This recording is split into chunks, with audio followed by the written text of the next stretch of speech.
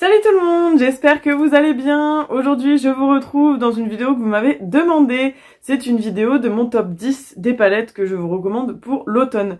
Alors il y a des palettes qui ne sont plus commercialisées je pense, mais vous pouvez les trouver sur Vinted, j'ai regardé, elles sont encore trouvables sur internet d'occasion. Alors évidemment j'ai essayé de choisir des palettes qu'on peut encore trouver sur le marché, mais c'était assez difficile pour moi, j'ai une grosse collection. D'ailleurs n'hésitez pas à me dire si vous voulez que je vous refasse une vidéo avec toute ma collection de palettes.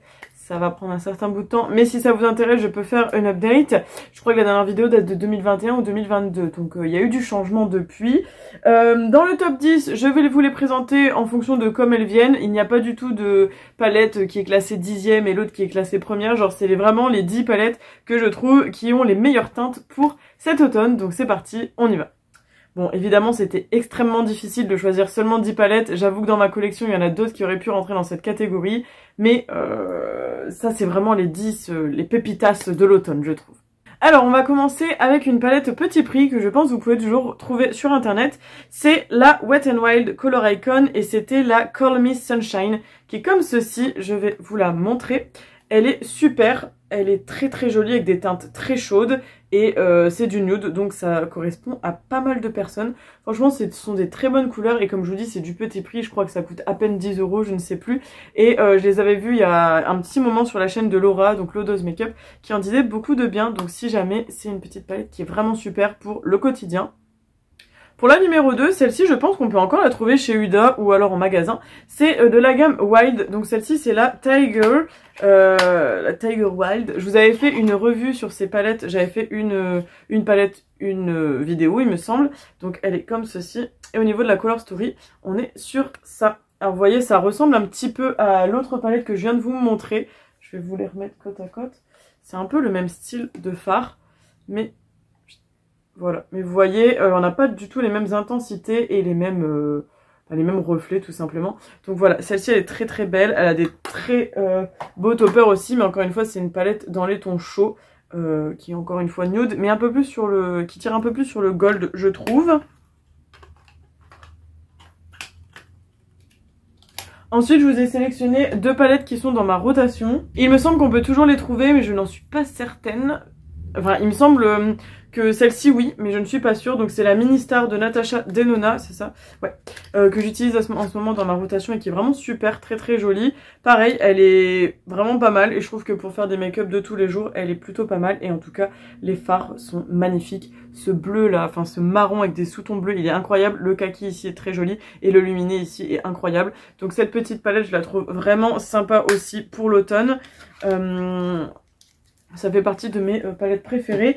Et j'ai décidé de vous remontrer également la Crazy in Love de Glamlight en collaboration du coup avec Chucky. Et celle-ci normalement on la trouve encore. J'avais regardé sur les sites internet, on la trouve sur le site de Glamlight. Vous la trouvez encore je crois chez Monolith. Et je pense que vous peut-être la trouver sur Vinted.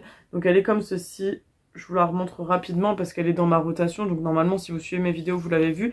Alors celle-ci ce sont des tons chauds mais beaucoup plus foncés. Voilà, je trouve qu'elle est bien pour la période Halloween, automne. Voilà, ça c'est plus pour des make-up un peu plus type smoky et un peu plus intense. Si jamais vous aimez ce genre de make-up, je vous la recommande parce que celle-ci elle est vraiment très belle et elle sort un peu du lot par rapport à toutes les autres palettes que je vais vous montrer. C'est celle qui a les teintes les plus originales et les plus foncées, je trouve. Ensuite, celle-ci, c'est sûr, vous pouvez normalement les trouver encore sur internet. Alors, c'est sur Vinted en tout cas. C'est deux palettes de chez Urban Decay parce que la marque n'existe plus en France, mais je crois qu'elle existe toujours aux États-Unis, si je dis pas de bêtises. J'en suis pas sûre. Mais je voulais vous montrer deux Naked qui pour moi sont des essentiels à avoir. C'est la Naked Heat et la Naked Oni. Donc la Heat a des teintes beaucoup plus chaudes et beaucoup plus brûlées en fait, hein, plus dans le thème Heat. Et celle-ci elle est très très jolie, je l'avais eu à un de mes anniversaires par ma copine Vanessa. Voilà, c'est des tons très neutres et très chauds, mais encore une fois ça peut convenir à un large panel de personnes et je trouve que celle-ci on peut faire beaucoup de maquillage avec des teintes qui ne se ressemblent pas en fait. Et on a du plus clair au plus foncé, enfin franchement c'est vraiment un must have à avoir je trouve celle-ci. C'est une des Naked, enfin ça fait partie des Naked qu'il me reste. Parce que je l'aime beaucoup. Et en comparaison, j'avais aussi la Oni à vous montrer parce que celle-là, je trouve qu'elle est quand même assez intemporelle aussi. Elle est dans les tons chauds, mais plus dans les tons un peu plus gold. Donc elle rejoindrait plus la Tiger de chez Huda. Et vous voyez, ce sont des neutres, mais beaucoup plus gold, beaucoup plus dorés. Et je pense qu'on peut combiner les deux peaux dans la teinte automne, un peu les feuilles d'automne, vous voyez les feuilles qui tombent. Voilà, je trouvais qu'elles étaient super pour vous parler de ça. D'ailleurs, je suis un peu étonnée que je les ai pas mises dans mes rotations. Je les sortirai peut-être pour les rotations de novembre et décembre. On verra, parce qu'en tout cas, je les aime beaucoup. Et même si vous n'avez pas l'impression qu'elles sont utilisées, je vous assure que je les ai utilisées pas mal de fois. Et comme je prends soin de mes palettes, elles ne se creusent pas. Voilà. Là, je suis désolée, c'est sûr, c'était des éditions limitées, donc si vous les voulez, vous ne les aurez que sur Vinted, et au contraire, peut-être que vous les avez déjà dans vos placards et que vous les avez oubliés.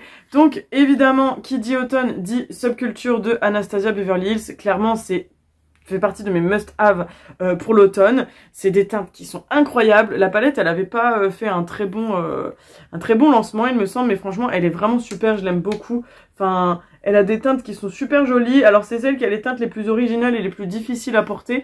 Mais je trouve que pour l'automne, c'est la meilleure harmonie qu'on puisse avoir. Ce doré un peu bronze là, il est super beau. Le vert ici, il est incroyable. Ça fait partie de mes teintes préférées. Et franchement, je trouve qu'elles sont très très jolies. Le moutarde ici, il est incroyable. Enfin franchement, si vous n'avez pas la subculture, ce qui m'étonnerait parce qu'elle a quand même fait... elle a quand même eu ses heures de gloire à un certain moment. Donc je pense que vous l'avez toujours dans vos placards. N'hésitez pas à la ressortir parce que je trouve qu'elle est vraiment parfaite pour la saison. Elle fait partie des plus belles palettes pour l'automne, je trouve. Et pareil, du coup, une autre qui est dans ma rotation, que vous ne trouvez plus que sur Vinted, c'est la collaboration Sephora avec Sananas. Alors là, c'est la deuxième palette qui était plus dans ces teintes-là. Je sais que c'est celle qui a été le moins aimée comparée à la deuxième, mais moi je trouve que celle-ci se marie beaucoup plus avec les teintes d'automne. Donc voilà. Après, ce n'est que des recommandations de ma part. Vous pouvez aussi regarder un peu les teintes que je vous propose et en fonction de ce que vous avez chez vous, vous regardez les teintes qui s'y rapprochent. Voilà. Après, c'est ma vision. C'est personnel. Tout le monde ne va pas le partager. Mais c'est, de mon point de vue, les plus belles teintes que j'utiliserai, moi, cet automne. Donc c'est pour ça que je vous les remontre. Et puis c'est une vidéo que vous m'aviez demandé. Donc je vous fais avec ce que j'ai. Je ne peux pas faire avec ce que je n'ai pas, évidemment. Et bien écoutez, nous arrivons déjà sur la fin de cette vidéo. J'ai encore 2 palettes à vous montrer. Et là, j'ai gardé le meilleur pour la fin parce que ce sont 2 palettes qu'on peut encore trouver. Vous allez être très heureux. Alors, je sais que j'en ai parlé beaucoup sur ma chaîne. Vous savez que ça fait partie de mes palettes préférées, mais je ne peux pas vous parler de palette d'automne sans vous parler de la NYX Ultimate Utopia. Parce que juste, elle est incroyable. Elle a un super rapport qualité-prix parce que vous avez énormément de fards. Je crois qu'on en a 40 et la palette coûte 40 €. Clairement, ça fait 1 € le fard. C'est le meilleur rapport qualité-prix que vous puissiez avoir. C'est une très belle palette qui a autant de tons chauds que de tons froids. On peut faire pas mal de make-up, ça peut marcher par quatuor. Franchement, je l'aime beaucoup. Ça fait partie des palettes que j'utilise beaucoup en automne-hiver parce qu'on peut faire de tout.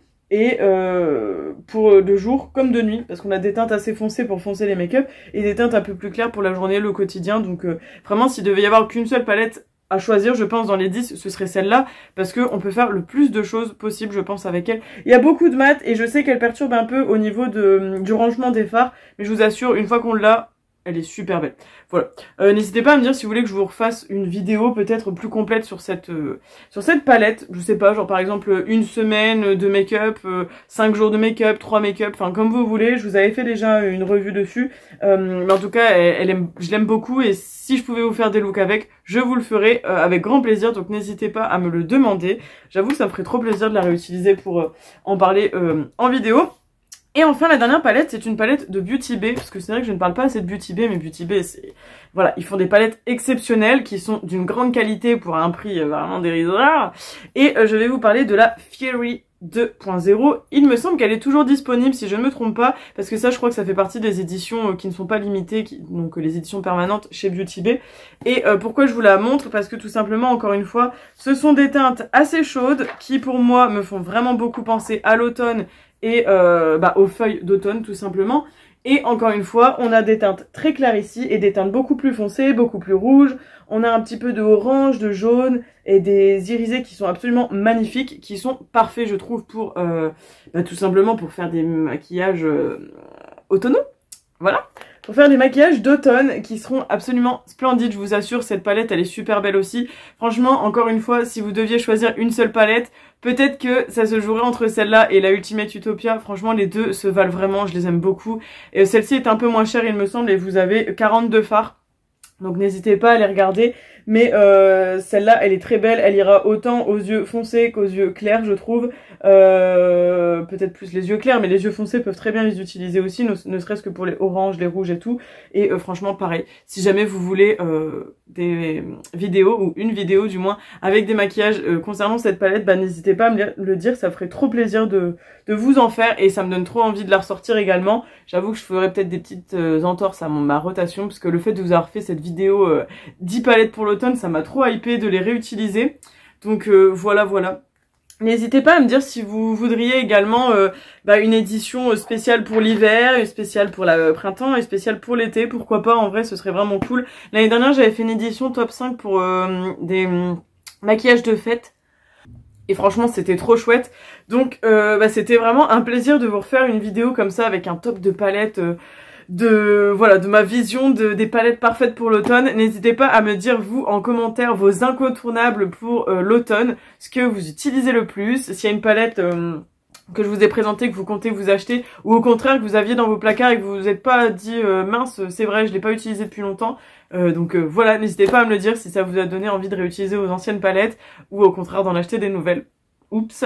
Voilà, n'hésitez pas à me dire en tout cas aussi vos tops, vos classements, voilà, vos incontournables. Je pense que je vous ai tout dit, mon top 10 pour moi il était assez complet, comme je vous ai dit j'aurais pu vraiment faire un top 20 même si je voulais, mais bon, il fallait se restreindre, donc c'est ce que j'ai fait. J'espère en tout cas que cette vidéo vous aura plu, vous ne m'en voudrez pas d'avoir ressorti des éditions limitées qu'on ne trouve plus que d'occasion, mais malheureusement c'est compliqué parce que je fais de moins en moins d'achats de palettes récentes, parce qu'il y en a de moins en moins qui me plaisent, ou au contraire je trouve que je n'en ai pas l'utilité, donc je reste sur des anciennes palettes. C'est pour ça que vous ne voyez pas trop de haul nouveautés, etc.